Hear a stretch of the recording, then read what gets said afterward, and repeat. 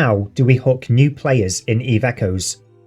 As you'll have noticed recently, my content has been aimed more towards the new player retention via tutorials. However, we first need new players for this to have meaning. Many of us are aware of one of NetEase's previous advertising attempts for this game. The example that I currently have up on screen, pardon me, I might have just burped there, was the result of the job being outsourced to a third party with no specific game knowledge. Of course, as you can see up on screen, it shows for itself. It generated a lot of community backlash, and yeah, it was quite entertaining to witness on the sidelines. But let's start small, shall we? There is, of course, things that we as a community can do to improve the size of this player base. And I say the size of this player base, I didn't realise how small in scale our player base was until I tried EVE Online earlier this year for the first time in 8 years. And I went to just a random nullsec system. I believe it was in Delve. I joined Goonswarm ever so quickly. I think it was Goonswarm. But anyway, I went down to one of these nullsec systems, and just on an average day, without there being any CTAs on, just in a home system as it was, there was 300-400 people in there. There was no CTAs, no conflicts, no special events. There was just that many in a random nullsec system, which I thought was quite amazing because you'd only typically see those numbers outside of Jita during a CTA. So I thought that was interesting, and it really did spell to me how much smaller our community for this game is. Now that's not necessarily a bad thing, but every game needs a healthy influx of new players just to help account for the natural attrition that every game suffers from. So let's start small, shall we? Let's start at what you and I can do at the much smaller level, excluding my videos, of course.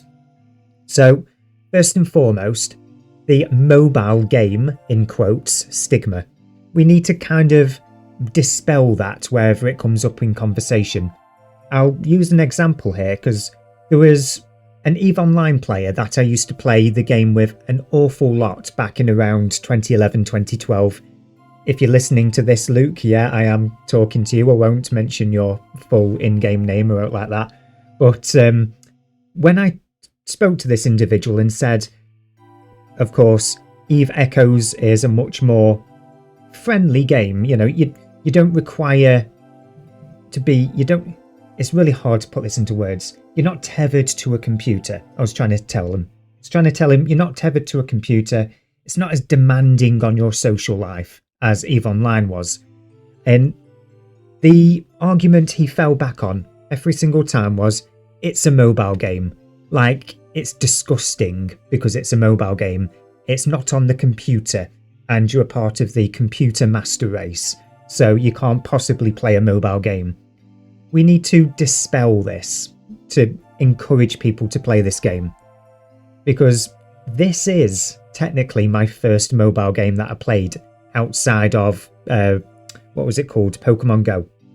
So outside of Pokemon Go, which I hadn't played for about a year and a half before I picked this up, I hadn't really played any of the other mobile games, so I was going into this blind. We need to dispel the stigma about them being bad, because if you approach it from the right angle like we are, it's not really bad. It's not. It's actually quite good. Next up, of course, the game is dying. That joke is been inherited, of course, from EVE Online, because EVE Online has been dying, quote unquote, since it was first launched in the early 2000s. But it never did it? It keeps on growing and then shrinking and then growing and then shrinking, and it just goes through this natural life cycle. And EVE Echoes, compared with EVE Online, is a very young game, and NetEase are still investing into it. They're still developing it and improving on it. It's not like they've put it on life support and are just waiting to see how long it lasts. Granted, the development team might not be particularly big, but the game is still growing in content. So as long as the developers are willing to support it in such a way, it is not dying. And we need to dispel that and stop using that terminology around new players.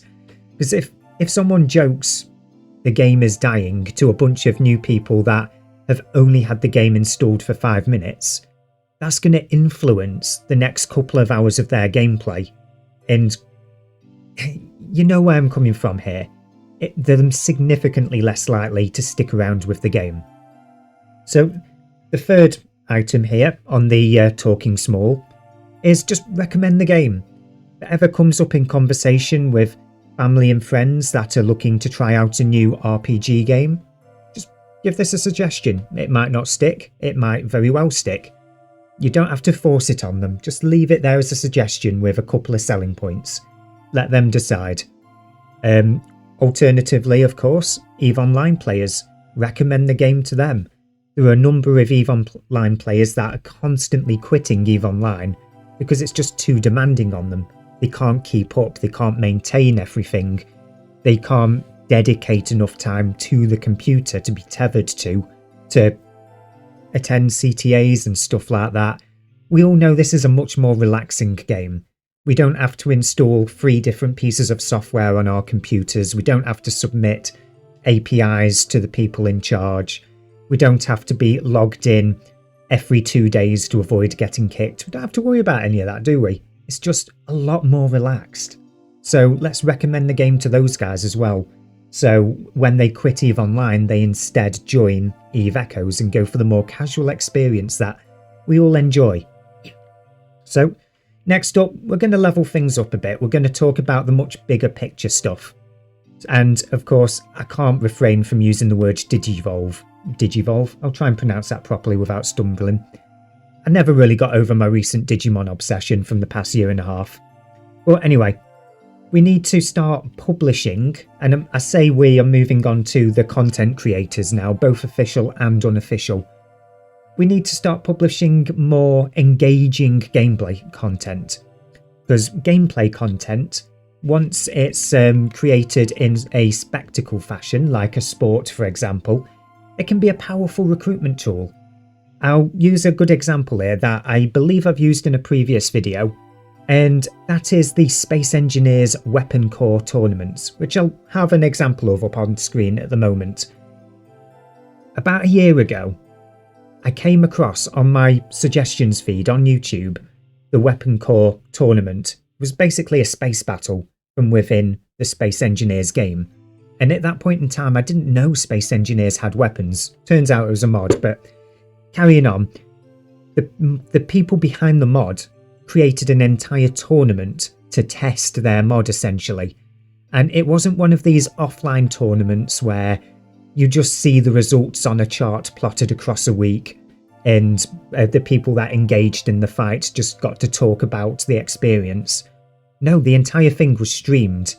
It was streamed live and commentated upon by what was the equivalent of sports commentators, but for this specific game.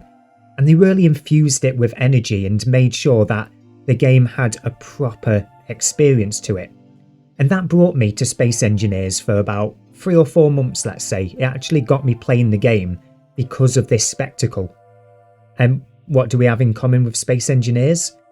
It's a spaceship game. It's a spaceship game that you can have multiple people on grid shooting at each other in. Practically the same, isn't it? And we're seeing something similar happening in the near future, which I believe is this weekend. I'll have the advertisement for it up on screen at the moment for those of you that are interested. And this is being live streamed, I believe. And hopefully it's got commentary as well. Hopefully, I'm not 100% certain. But for those of you that haven't looked on screen at the moment, the official content creators, a number of them anyway, I believe it's 8 in total, have gotten together on the test server to do a super carrier tournament where they just beat it out of each other. They just fight and stream it for us all to enjoy. And if it is streamed correctly, and I say correctly as in a cinematic fashion with proper commentary, it can be a powerful recruitment tool. We could use that, upload the best parts of the fight as a compilation edit, let's say. I don't know what the proper word is, but it's like for those of you that are listening from Great Britain or the United Kingdom, whatever we like to call it, match of the day. Match of the day is just got all of the best parts of several matches all slammed together into a really engaging and thrilling, piece of media, as it were. That's my understanding of it anyway. I've never actually watched it. But anyway, that is an example coming up which can act as a powerful recruitment tool if done properly, and I really hope it is. I'm looking forward to this one. And another example on a slightly smaller scale, and this is something that almost any one of us can do, myself included, even though I haven't done it because I'm very, very risk averse when it comes to playing this game. But Heron Explorer, I'll have an example of one of his videos up on screen at the moment, and I'll be sure to leave a link in the description below to his channel. Have a look if you want. He has some really good content. What he tends to do, from what I've seen, I've only watched a couple of his videos so far, but he gets in a stealth bomber, one of the cheapest ships in the game, and he's not on his own, he's with a fleet of people. And they jump on lone targets and try to destroy them as quickly as possible. And it sounds really, really simple, I know. But he's done it with really good quality. It's hard to explain it's just really hard to explain. Just go straight to his channel, have a look at the videos and decide for yourself. But on its own, it can be a good recruitment tool as well. Maybe with a little bit more editing in a specific manner with the goal towards recruitment, it could be even more powerful as a recruitment tool. But the videos are there, and they are a lot more presentable, let's say, than other videos that we might see pop up on YouTube. The most common ones are the big fleet battles. So say you've got 300 people versus 300 people because there's a big fight going on in the middle of the war. One of the attendees will just record the entire game. They'll never zoom in. You'll never see anything significant. It'll just be zoomed out at 4 times speed with some random copyrighted music slapped over the top of it and a bunch of blurry areas and blacked out areas for operational security or what have you. Those aren't really all that engaging, but Heron Explorers are, and we could take an example from those ones. But anyway, that's all I have for this particular ramble. I hope I didn't ramble on too long, but yeah, there is something that each and every one of us can do to improve new player recruitment. I will be hoping to do some videos in the near future to assist myself. Why did I choose that choice of words? But what I'm trying to say is I will be helping out with the endeavour of bringing in new players. Whether or not I'm successful, I can't say. I wouldn't be surprised if I only brought in a dozen players, but it's worth a try, isn't it? So I'll be doing a bunch of videos in the near future, trying to explain what EVE Online, not EVE Online, wow. Yeah, doing a good job there, Hale. I'll be trying to do some videos to describe what EVE Echoes is, do another one to advertise the game to the EVE Online players who are a little bit burnt out trying to keep up with it being a desktop computer game that's a lot more demanding, all that kind of stuff.